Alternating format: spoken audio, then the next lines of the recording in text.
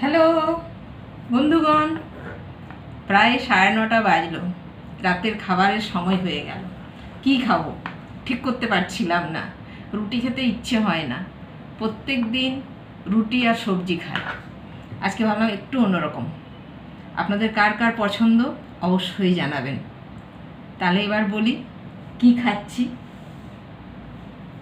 অন্য রকম বলতে অনেক রকম খাবার হয়, তবে না ভাববেন না চাউমিন বা ম্যাগি খাচ্ছি। একেবারে ঘরোয়া খাবার। দেখি আপনাদের ভালো লাগে কি না, বলুন তো কি খেতে পারি। না না, আর কনফিউশনে রাখবো না, দেখাচ্ছি। এই দেখুন, মুড়ি আমার কিন্তু প্রিয় খাদ্যের মধ্যে একটি তালিকার মধ্যে পড়ে।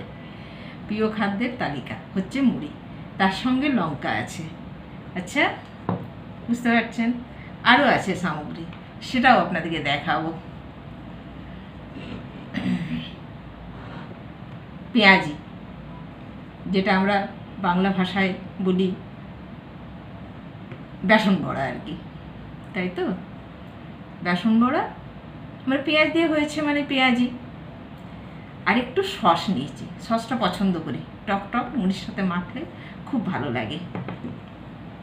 আর একটা ব্যাপার আছে, পনির বাড়িতেই হয়েছিল, তা আমিও একটু ভাগ পেলাম, বুঝতে পারছেন? চানাচুর নিয়েছি, সঙ্গে আরও কাঁচা লঙ্কাও রয়েছে। এবার এটা আমি খাবো, খুব ভালো লাগে।